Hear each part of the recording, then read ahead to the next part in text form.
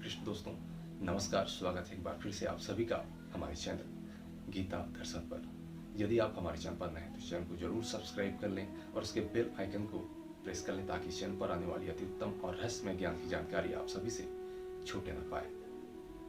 इसी भक्ति वेदांत प्रभुपाद जी महाराज, जो कृष्ण भावना वृत्त संघ के सबसे बड़े गुरु हैं, संस्थापक हैं, उनके द्वारा पुस्तक लिखी गई है जन्म और मृत्यु से परे।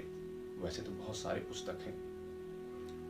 आज हम जो संसारिक जीवन जीते हैं, जिन चीजों में हम मदमस्त रहते हैं, जिन चीजों का हमारे अंदर आशाएं हैं, क्या उन चीजों को लेके जीवन की सिद्धि पूर्ण की जा सकती है?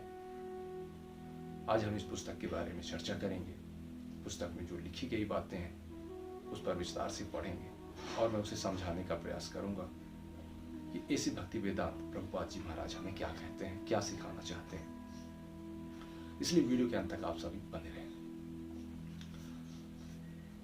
जन्म और मृत्यु से परे कृष्ण कृपा मूर्ति श्री श्रीमद ऐसी भक्ति वेदांत स्वामी प्रभुपाद, संस्थापकाचार्य, अंतर्राष्ट्रीय कृष्ण भावनामृत संघ।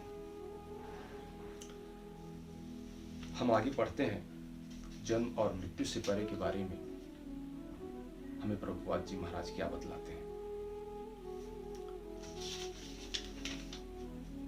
हम ये शरीर नहीं है, पहला अध्याय इनका यही है। और श्रीमद् भागवत गीता में दूसरे अध्याय के 30वें श्लोक में जो बात आई है उस बात को पहले जिक्र किए हैं और फिर उसके बाद हमें समझाए हैं। संस्कृत के उच्चारण में मुझसे चूक हो सकती है, इसलिए मैं आप सभी से क्षमा चाहूंगा। फिर भी मैं इस संस्कृत इस श्लोक को आप सभी के समक्ष रखना चाहता हूं। देहि नित्यम वध्यो अयम देहि सर्वस्व भारत, तस्मात् सर्वाणि भूतानि नात्वं सूचितुम अर्हसि। इसका स्पष्ट अर्थ इसमें दिया गया है, हे भरतवंशी, शरीर में रहने वाला देही अर्थात आत्मा सनातन है और उसका कभी भी वध नहीं किया जा सकता। इसलिए तुम्हें किसी भी जीव के लिए शोक करने की आवश्यकता नहीं है। श्रीमद् भागवत गीता के तीसरे अध्याय के दूसरे अध्याय के 30वें श्लोक में इसका वर्णन मिलता है। इस पर स्पष्ट करते हुए ऐसी भक्ति वेदांत प्रभुपाद जी महाराज हमें बताते हैं, आत्म साक्षात्कार का पहला कदम अपने को शरीर से भिन्न समझना है। स्पष्ट कर रहे हैं, यदि आप आत्मा को प्राप्त करना चाहते हैं तो खुद को शरीर से अलग मानना होगा। आप ध्यान नहीं कर सकते, क्योंकि ध्यान के बाद जो आत्म की अनुभूति होती है वो चीज, वो ज्ञान आपको शरीर से अलग बना ही देती है। परंतु जो ध्यान नहीं कर सकता वो ज्ञान योग का सहारा लेके खुद को आत्मा मान सकता है। आगे कहते हैं, मैं यह शरीर नहीं हूं बल्कि आत्मा हूं।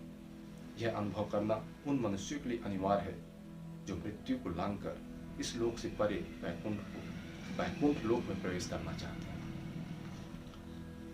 इसमें स्पष्ट है कि मैं शरीर नहीं हूं, एक आत्मा हूं। ये उन लोगों के लिए है जो इच्छुक हैं, जो समझ चुके हैं कि दिन क्या होता है, रात क्या होता है, सुख क्या होता है, दुख क्या होता है, लाभ क्या होता है, हानि क्या होता है, रिश्ते क्या होते हैं, नाते क्या होते हैं। जो इस संसार में सीधी गिनती के बाद उल्टी गिनती शुरू होती है और जब उल्टी गिनती पूरी हो जाती है फिर सीधी गिनती शुरू होती है, या फिर कहें वही गिनती बार बार रिपीट होती है। मतलब जीवन के सुख दुख, आराम,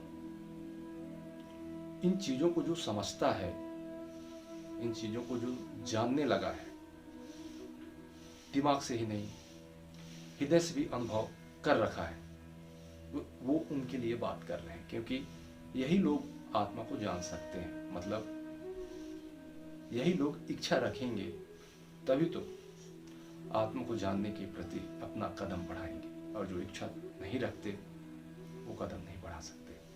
यही बात यहाँ पे ऐसी प्रभुपाद जी महाराज हमें बताते हैं।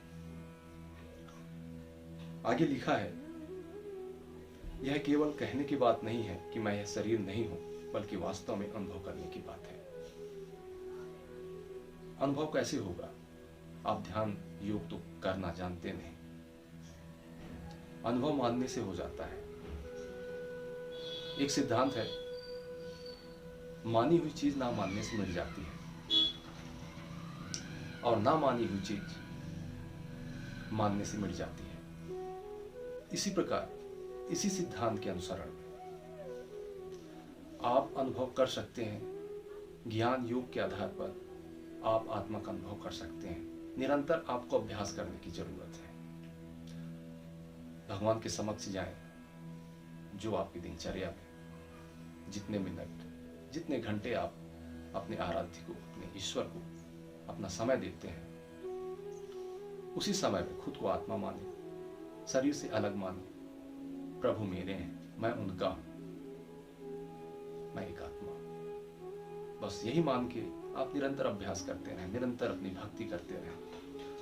आपके अंदर भगवान श्री कृष्ण ऐसे मनोयोग उत्पन्न कर देंगे कि आप मानने लगेंगे कि मैं आत्मा हूं। इसी बात को प्रभुपाद जी महाराज यहां बता रहे हैं। फिर आगे कहते हैं, जितना शुरू में लगता है उतना यह सरल नहीं है। हमारा मन आसक्त होता है, हमारा मन किसी चीज के प्रति आकर्षित होता है। उन चीजों से खुद को छुड़ा लेना एकाएक बहुत कठिन बात होती है, नामुमकिन सी लगती है। इस बात को अर्जुन भी भगवान श्री कृष्ण से कहते हैं, इस मन को वश करना मैं तो हवा को अपने मुट्ठी में बांधने जैसा मानता हूँ। हवा को कोई भला कैसे अपनी मुट्ठी में बांध सकता है, ये सबसे बड़ी बात है। परंतु भगवान श्री कृष्ण कहते हैं, निरंतर अभ्यास से भी वायु को अपने हाथों में बांधा जा सकता है, मतलब अपने मन को नियंत्रण में रखा जा सकता है। और इसी मन की बदौलत आप मन चाहे फल को प्राप्त कर सकते हैं, उद्देश्य को पूर्ण कर सकते हैं। परंतु परम उद्देश्य ईश्वर की प्राप्ति है। इस उद्देश्य को भूल के आप दूसरी चीजों को तो प्राप्त कर सकते हैं, परंतु वो व्यर्थ होगा। मन के कंट्रोल से हर चीज को पाया जा सकता है, बुद्धि और ज्ञान के प्रयोग से हर चीज को हासिल किया जा सकता है, परंतु सही चीज को पाना एक इंसान का सबसे बड़ा कर्तव्य और धर्म है। आज के लिए बस इतना ही दोस्तों। इसमें बहुत सारे लेख हैं, इस पर हम बारी बारी से चर्चा करेंगे और आप सभी के समक्ष मैं समझाने का प्रयास करूंगा इन सभी बातों को लेके, ताकि आपको और हमें एक मौका मिले बार बार अच्छी बातों के बीच रहने का, उन्हें समझने का और अपने जीवन में कुछ परिवर्तन लाने का। आज के लिए बस इतना ही दोस्तों। अगली वीडियो में कुछ अच्छी जानकारी के साथ, प्रभुपाद जी महाराज द्वारा लिखित बातों के साथ हम फिर से उपस्थित होंगे। जय श्री कृष्ण, नमस्कार।